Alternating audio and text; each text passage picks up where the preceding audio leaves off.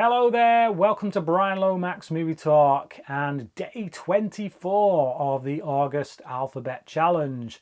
Yeah, we're nearing the end. We're almost there. I'll be taking a break after this. But yeah, we're on to the letter X, and I didn't put a vote out for this one because I only owned one film that I hadn't seen before in this letter, and that was XXX, The Return of Xander Cage. A film that, quite frankly, I'm wishing I didn't own. I picked it up for 50p at a charity shop, and quite frankly, it'll be going straight back to the charity shop because not to give the game away or anything, but yeah, this film was rubbish. So it's the third XXX film. It's got Vin Diesel playing Dom, basically in a different franchise that may as well just be called Fast and the Furious. It's a Fast and the Furious film, just without cars, basically. And Vin Diesel is practically playing the same character. And it's made by the same people who make the Fast and the Furious franchise. So, yeah. But for some reason, it's just not as good. It's from a script standpoint, it's just terrible. And yet it still suffers from a lot of the same tics as the Fast and the Furious franchise. I think the difference is that with Fast and Furious, it's taken a lot of time kind of putting characters in one movie at a time, and you kind of warm to them. So it has its charms, does Fast and Furious. Whereas here, I think they've looked at what they've done with Fast and Furious and thought, let's just go straight in. So this third film, they bring back Xander Cage from the first film, and then they bring back a whole host of characters a la, Fast and Furious, and expect us to care about them. And I don't. And most of them are pretty annoying, to be honest. They're not really characters. They're caricatures. They have a person and they'll give them a trait that, this is what defines this character. That is their trait. No, that's not really a character. That's a character trait that you've just emphasised. And I don't really care about these people. I find most of them to be quite annoying, to be honest.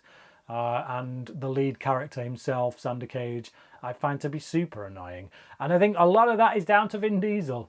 I'll be perfectly honest, I've gone really lukewarm to Vin Diesel in the past few years. Ever since his feud with Dwayne Johnson on the Fast and Furious films, I've gone lukewarm to him because he takes those movies way too seriously, and by pushing Dwayne Johnson out, he's kind of sucked all the fun out of the franchise.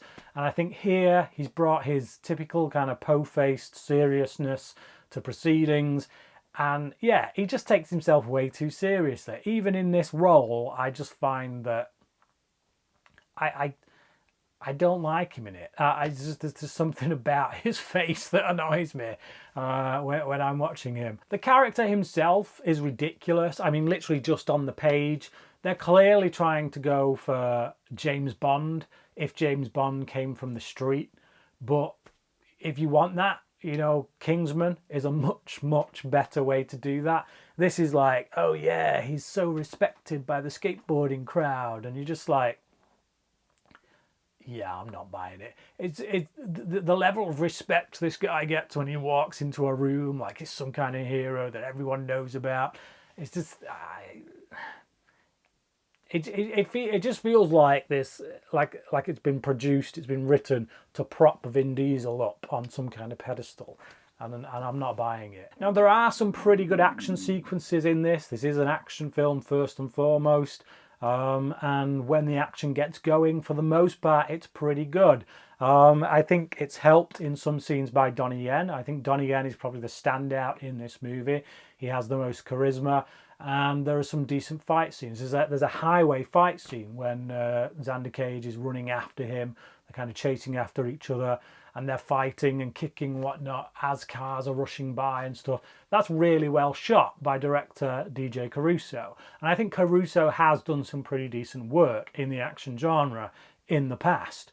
It's just here, he's not working with a particularly great script. Toni Collette is also watchable in this, as she always is. She's a great actress, but quite frankly, I feel like this film is beneath her and she's really slumming it. The music in this film as well just feels ripped right out of Fast and Furious. It's got some of those same kind of montage sequences where you see half-naked women in some kind of nightclub environment. Although it's not a nightclub, it'll be like some underground club that's on some beach somewhere, and they're all half naked walking around in slow motion. All the guys are checking them out in the most leery way imaginable, and it's just like, yeah, you got this hip hoppy kind of clubby beat track playing over the top of it that I just find super annoying, that I imagine boy racers listening to. Yeah, it's Fast and Furious, but it's just not entertaining. If you're a total action junkie, then okay, there'll be a few scenes in this that are worth the watch, I reckon, that you'll be entertained by. But other than that, I'm not asking for a sequel. Please let this be the end of this franchise.